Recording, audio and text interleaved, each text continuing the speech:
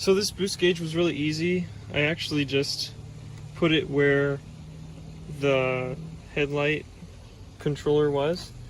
And then I put the headlight controller over on this side. I drilled a hole in the trim.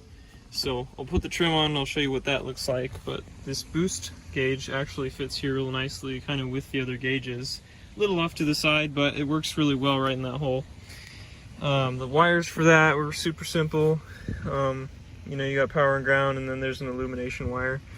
And to find that, I just simply found a power spot in the back of the fuse box that would turn on with the turn of the key. So I soldered into that wire, just borrowed off of that. It's basically a signal wire more than anything.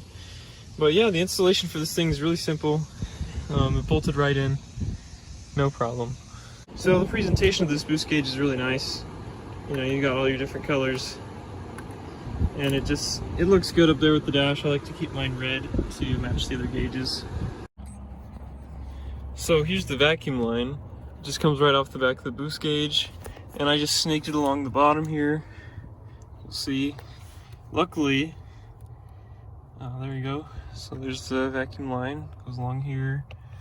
And luckily the Audi just has like this convenient hole right through the firewall that you can put it through. So I don't know if you can see that, but right up there, there's just a little hole. It's like it's pre-made. I think it already has a grommet in it too, so it's not gonna get cut. But yeah, I just secured the vacuum line underneath here and ran it through the firewall. I'll show you what it looks like from the other side. So right there is the other side of the grommet where it comes through the firewall next to the brake booster. And I just ran the line up here. There's another hole here. My camera. There's another hole here where it goes through like secondary firewall thing out of where the battery tray is. So it comes through there, run it through here. I run the vacuum line underneath the intake manifold and then teed into a vacuum line, which is basically just any old vacuum line near the intake manifold. What's nice is the boost gauge kit comes with that tee right there, so you can just tee into any old vacuum line. You could have done other ones back here, maybe that'd be easier, but I chose that one kind of underneath there. But yeah, what's nice is there's these pre-cut holes through the firewall, almost like it was meant to be, to have a boost gauge. But yeah, you just run it through there. So once you tee into the intake system, you know, you'll get good vacuum while it's running, and that's all you need to have your boost gauge properly work. Got the trim on.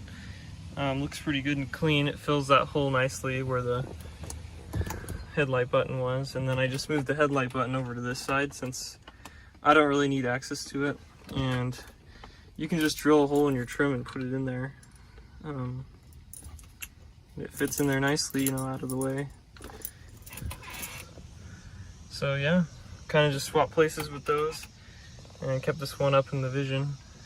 But yeah, looks really good there, and it's a pretty nice boost gauge. It beats the boost as it should. Something I forgot is there's even a color rotation setting, so if you want your gauge to just roll through the colors,